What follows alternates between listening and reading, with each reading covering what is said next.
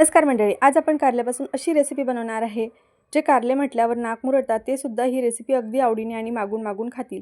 त्यासाठी इथे मी 4 कारले घेतलेले आहेत। कारले मिठाच्या पाण्याने स्वच्छ धुवून घेतले, कारले उभे कापून घेतले आणि त्यामधील बिया सुद्धा काढून घेतल्या।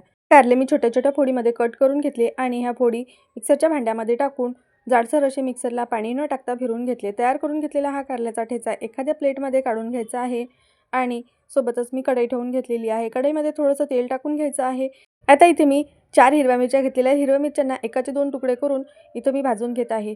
मिरच्या अख्ख्याच भाजायला घेतल्या तर फुटून अंगावर उडू सुद्धा शकतात, त्यामुळे मी इथं अशी मोडून घेतलेल्या आहेत।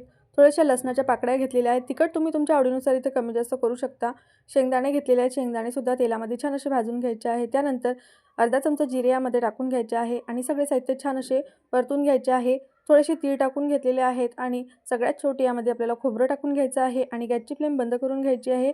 संपूर्ण जिन्नस पूर्णपणे थंड करून घ्यायचे आहेत। ते झाल्यानंतर मिक्सरला याचे छान असं वाटण तयार करून घ्यायचं आहे। तर थोडंसं जाडसरच आपल्याला हे वाटण सुद्धा ठेवायचं आहे। तर इथं बघा छान असं जाडसर हे वाटण तयार करून घेतलं। परत सारख्याच कढईमध्ये आपल्याला तेल टाकून घ्यायचं आहे। तेल थोडंसं जास्त इथं वापरलेलं आहे मी। मिक्सरला वाटून घेतलेले हे कारले आपल्याला तेलामध्ये टाकून छान असा रंग बदलेपर्यंत परतून घ्यायचे आहे। तर मी थोडं यामध्ये मीठ सुद्धा टाकून घेतलेलं आहे, म्हणजे हे कारले लवकर असे शिजल्या जातील। तर बघू शकता छान असा रंग बदलेपर्यंत मी हे परतून घेतलेलं आहे। त्यानंतर यावरती झाकण ठेवून घ्यायचं आहे। झाकण ठेवल्यामुळे कारले लवकर शिजल्या जातील। झाकण ठेवून हे कारले मी छान असे शिजवून घेतलेले आहेत। झाकण काढून घ्यायचं आहे आणि परत हे कारले छान असे परतून घ्यायचे आहेत। त्यानंतर यामध्ये थोडासा गूळ टाकून घ्यायचा आहे। गुळाऐवजी साखरेचा वापर करू शकता।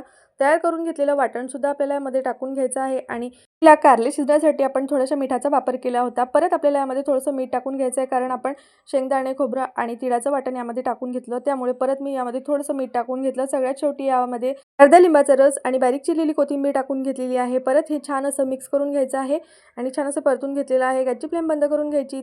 मस्त चटपटीत अशा चवीचा आपला कारल्याचा ठेचा बनवून तयार झालेला आहे। घरातले ओळखणार सुद्धा नाही की ही रेसिपी कारल्यापासून बनवलेली आहे। तर मग तुम्ही सुद्धा अशा या पद्धतीने एकदा ही कारल्याची रेसिपी बनवून घरातल्यांना नक्की खाऊ घाला। कारल्यापासून बनवलेल्या सगळ्या रेसिपी तुम्ही विसरून जाल। अशा पद्धतीने जर कारल्याची ही रेसिपी बनवली तर लहानपासून मोठ्यांपर्यंत सगळ्यांना आवडेल आणि जे कारले खात नाही ते सुद्धा मागून मागून खातील। चला तर मग रेसिपी आवडली असेल तर व्हिडिओला लाईक करा, चॅनलला सबस्क्राईब करा। धन्यवाद।